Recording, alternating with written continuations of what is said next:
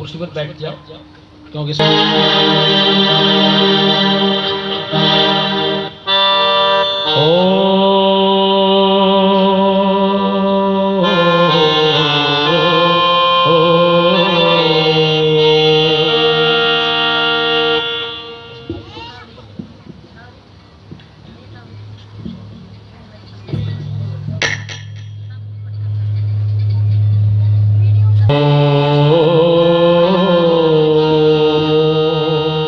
ये बढ़ाओ इसकी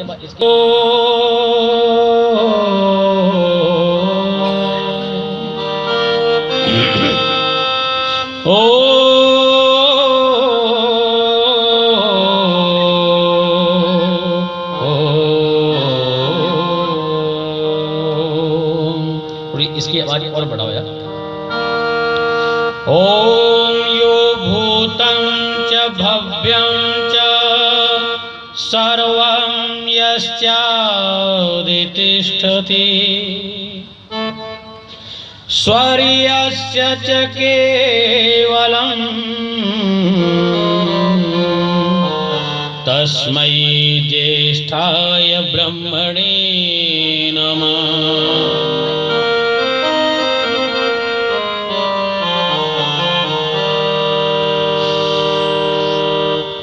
एको वसी सार्वभूतान्तरात्मा एकं रूपं बहुधाय करोति। इसकी आवाज बढ़ाओ यार। तमातमस्थं येनोपश्यन्ति धीरा तेषां सुखं शाश्वतं नेतरेषाम्। ओ इसको थोड़ा सा ऐसा और घुमा दो, तुम्हारा माइक पता नहीं क्या। हाँ तुम्हारी आवाज नहीं आ रही, जो आनी चाहिए गायक के लिए वो आवाज नहीं है।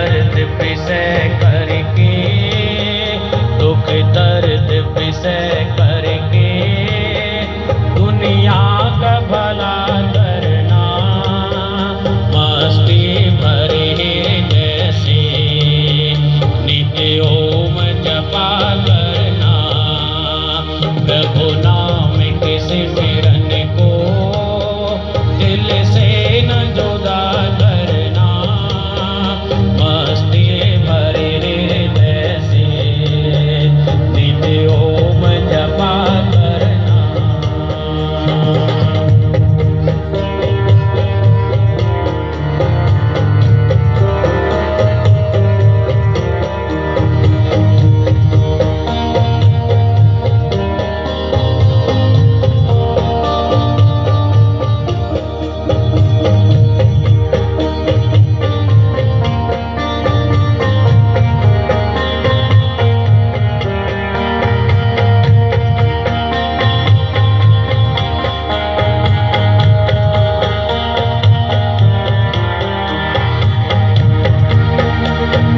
देवत्व का गुण मन को सरसाब्द बनाता है।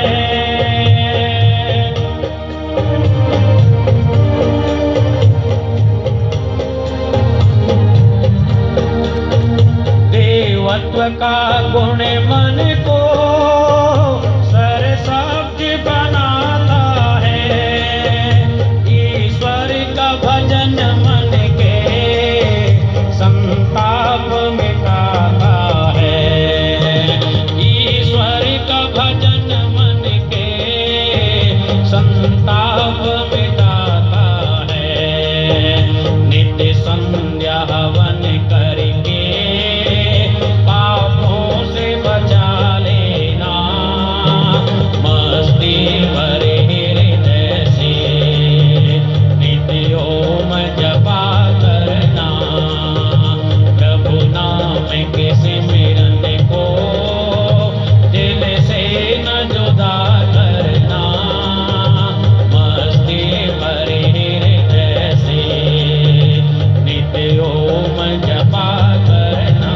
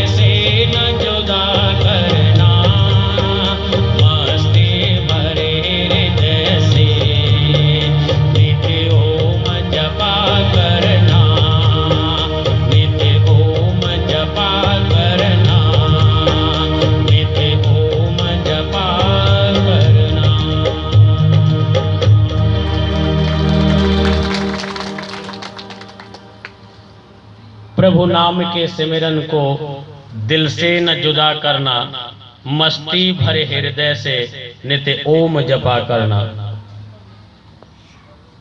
कान्हा आर्ष गुरुकुल महाविद्यालय के मंच पर उपस्थित पूज्यपाद जो कि आर्य समाज में जिन्होंने जीवन को लगाया है, हमारे पूज्यपाद आचार्य आर्य नरेश जी, हमारे इस मंच पर गुरुकुल गौतम नगर के वरिष्ठ स्नातकों में जिन्होंने अपना स्थान प्राप्त किया है, और हमारे साथी हैं, हम सब लोग स्वामी प्रणवानंद जी गुरु जी के शिष्य हैं, जो कि उनकी शिष्य मंडली पूरे भारतवर्ष में, पूरे विश्व में अनेकों अनेक स्थानों पर आर्य समाज का वैदिक धर्म के प्रचारों में लगे हुए हैं। ऐसे वैदिक धर्म को प्रचार करने में लगे हुए भाई आचार्य अखिलेश जी, आचार्य धनंजय जी, आचार्य धर्मवीर जी, जिनके सानिध्य में बैठ कर के हम यहाँ वार्षिक उत्सव मना रहे हैं, विद्वानों के विचारों को हम सुन रहे हैं, और इस पवित्र सुंदर स्थल जिनके कारण से मिला है आचार्य धर्मवीर जी, और हमारे इस मंच पर उपस्थित अभी मुझसे पूर्व जिनके भजन उपदेश हुए हमारे क्या नाम है, हाँ, दोनों महाशय जो आपके परिचित हैं, बहुत अच्छे गायक हैं, उपदेशक हैं, और इस मंच पर उपस्थित सन्यासीगण, वंदनीय मातृशक्ति, बद पुरुषों, गुरुकुल के पवित्र ब्रह्मचारियों, अभी मुझसे पूर्व आचार्य अखिलेश जी के माध्यम से कुछ उपदेश विद्वानों के माध्यम से सुन रहे थे। आचार्य जी बीच बीच में समझा रहे थे कि आर्य समाज क्या है, ईश्वर क्या है, और कुछ अपनी लौकिक भाषा में बोल रहे, तो जो मैं कुछ समझ रहा था, पूरा मैं भी नहीं समझ पाया, क्योंकि मेरी मातृभाषा हिंदी है और आपकी मातृभाषा यहाँ की मराठी है, दोनों में भिन्नता है, लेकिन फिर भी आप दोनों भाषा को आप अच्छी तरह से समझते हैं, बहुत खुशी की बात है। बदपुरुषों, इस देश में महर्षि स्वामी दयानंद के आने से पहले यहाँ अज्ञान अंधकार था, आडंबर था, धर्म सत्य ईश्वर के नाम पर यहाँ पर बहुत आडंबर फैला हुआ था। क्योंकि मैं गायक हूँ, मुझसे पहले आपने सुना है और भजन की आप मुझसे आशा रखते हैं, तो मैं अपने गीत की भूमिका बना रहा हूँ। कवि ने 4 लाइन की कविता में लिखा है कि महर्षि स्वामी दयानंद के आने से पहले इस देश में क्या था, कैसा बुढ़ापा था इस देश का, सत्य और ज्ञान बिल्कुल दूर हो चुके थे। आइए 4 लाइन आपके सामने प्रस्तुत कर रहा हूँ। कि सदियों का ठूठ वृक्ष हो गया था हर भर, कोयलियां डालियों पे मीठे गीत गा गई।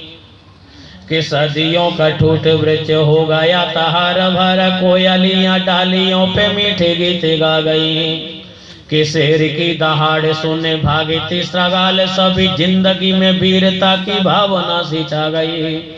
बादल अविद्या के छटे तो नव साफ हुआ, बादल अविद्या के छटे तो नव साफ हुआ, किरण प्रकाश की अंधेरा सभी खा गई। भारत बुढ़ापे की झुकी कमर सीधी हुई, आया दयानंद तो जवानी फेरे आ गई, आया दयानंद तो जवानी फेरे आ गई। महर्षि स्वामी दयानंद के आने से पहले इस देश में बहुत अज्ञान अंधकार फैला हुआ था। ईश्वर के नाम पर अपने बहुत सारी रोटियां यहाँ के धर्माचार्य सेक रहे थे और ईश्वर के नाम पर लोगों को बहकाए जा रहे थे, लेकिन परमपिता परमात्मा की कृपा हुई कि इस देश में महर्षि स्वामी दयानंद का प्रादुर्भाव हुआ। उनके आने पर हमें क्या क्या अधिकार प्राप्त हुए, आइए एक गीत के माध्यम से।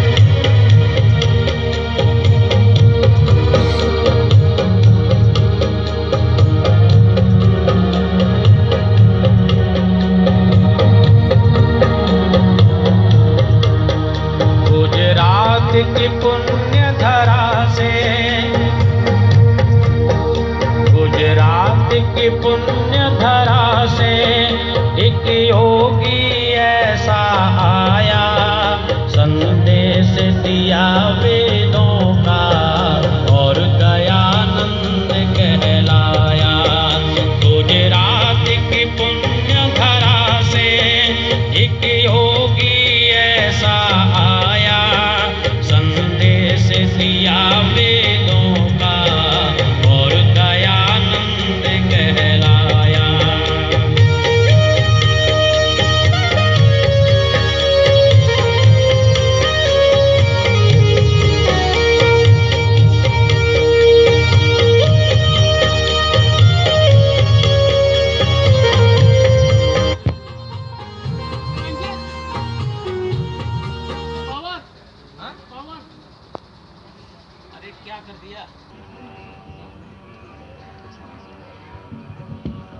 देखिए, गुरुकुल है, समाज का कार्य है, धर्म का कार्य है, और आप जैसे सभी धार्मिक दानदाता यहाँ पर विद्यमान है, जिन्होंने बड़े प्रेम और श्रद्धा से कुछ दान दिया है। मैं उन सबका यहाँ पर नाम लेना जरूर चाहूंगा। आचार्य स्वामी प्रणवानंद जी महाराज, जो कि दिल्ली गुरुकुल गौतम नगर और अनेक गुरुकुलों का संचालन करते हैं, उन्होंने 5100 रुपए का दान दिया है। हम उनका हार्दिक धन्यवाद करते हैं। श्रीमान संजय जी आर्य, उन्होंने 500 रुपए दिए हैं। ओम प्रिंटर्स, उन्होंने 1 टीन तेल और 1 बोरी चावल इस गुरुकुल के लिए दिया है, हम उनका धन्यवाद करते हैं। चंद्रकला नागिया, उन्होंने 500 रुपए दिए हैं, उनका भी धन्यवाद। गुप्त दान 100 रुपए। आर्य समाज दयानंद भवन नागपुर, उन्होंने भी 5000 रुपए का पवित्र दान दिया है, हम उनका भी हार्दिक धन्यवाद करते हैं। श्रीमान यशपाल जी आर्य नागपुर, उन्होंने 1100 रुपए। श्रीमान, हाँ जी, आप तालियां बजाते रहिए तो उससे 2 फायदे होंगे। एक तो आप में से और लोगों का उत्साह बढ़ेगा, दूसरा ये तालियां बजाने से सारे के सारे जो पॉइंट्स हैं वो दबते हैं और आदमी स्वस्थ रहता है। लालचंद जी लखवाणी, उन्होंने 500 रुपए। श्रीमान चंदूलाल जी केवल रामनी, उन्होंने भी 500 रुपए। श्रीमान उमेश जी चौहान 1 टीन तेल। श्रीमान महिपाल जी नागपुर 1100 रुपए। श्रीमान तारकेश्वर जी हेमराज, उन्होंने 10,000 रुपए। श्रीमान रमेश जी चावला, उन्होंने 6,000 रुपए। और श्रीमान शरद भाऊजी कोसरे, आर्य समाज पथरोट के प्रधान हैं, वे अपने साथ में गाड़ी भी लाए हैं, आदमी भी लाए हैं, 2 कुंटल गेहूं लाए हैं, 1 क्विंटल चावल लाए हैं और 50 किलो दाल भी लेकर के आए हैं। तो हम आर्य समाज पथरोट वालों का सभी का हार्दिक हार्दिक धन्यवाद करते हैं। और ज्यादा से ज्यादा आप सभी लोग इस गुरुकुल को आगे बढ़ाने में जितना अपने से सहयोग हो सके करें, ऐसी कामना करते हैं।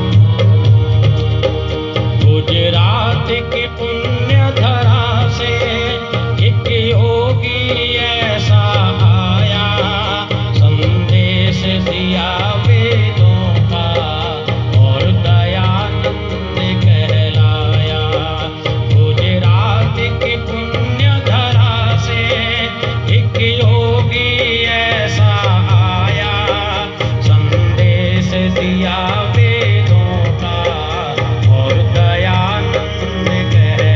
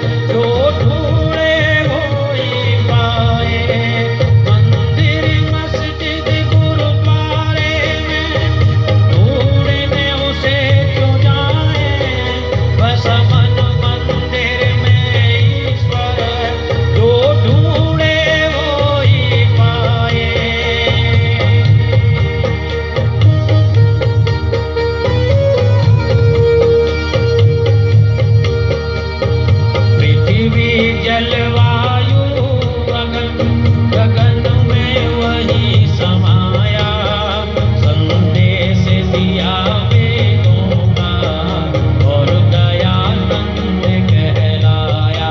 मिलके बोलिए। गुजरात की पुण्य धरा से एक योगी ऐसा आया, संदेश दिया वेदों का और दयानंद कहलाया।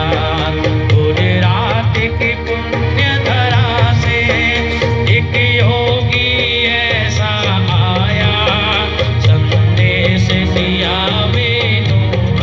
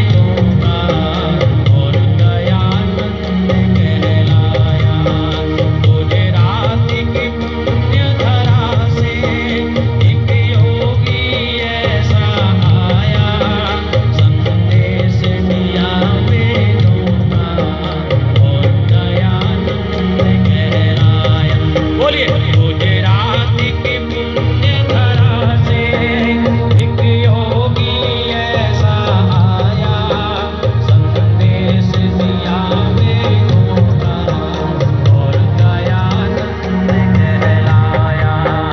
गुजरात की पुण्य धरा से एक योगी ऐसा आया, संदेश दिया वेदों का और दयानंद कहलाया।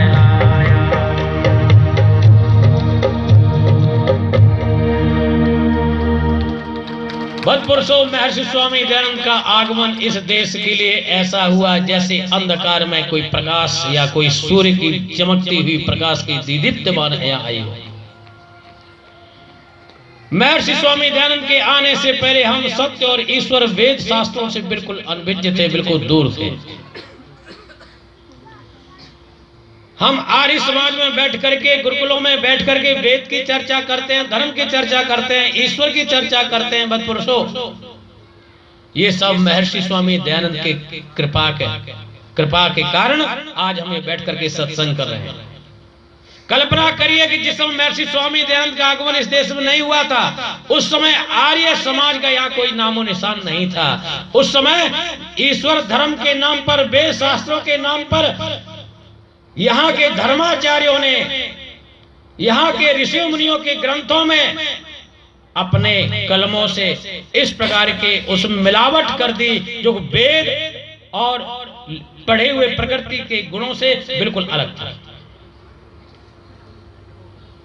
भक्तपुरुषों, हम महर्षि स्वामी दयानंद की जय बोलते हैं, गीत गाते हैं, स्वामी श्रद्धानंद की जय बोलते हैं, गीत गाते हैं, लेकिन जब हम स्वामी दयानंद की गाथा गाते हैं तो हमारा मन कभी थकता नहीं है। ऐसा लगता है कि जितना बोला जाए, जितना बोला जाए, जितना गाया जाए, महर्षि स्वामी दयानंद के गुणगान गाए जाए।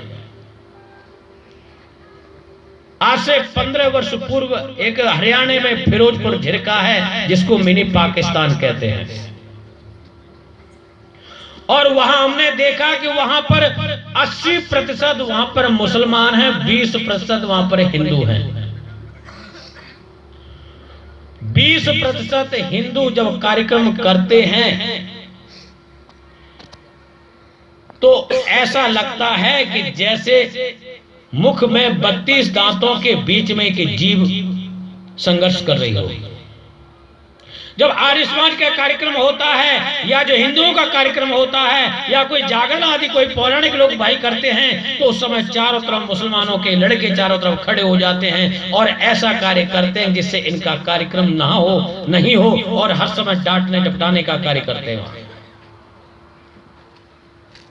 15 वर्ष पूर्व जब मैं फिरोजपुर झिरका गया था आर्य समाज के प्रचार में भजनोपदेशक के लिए, वहां पर जुलूस निकाला जा रहा था और वहां पर महर्षि स्वामी दयानंद की जय बोली जा रही थी, वेद की जय बोली जा रही थी, आर्य समाज की जय जय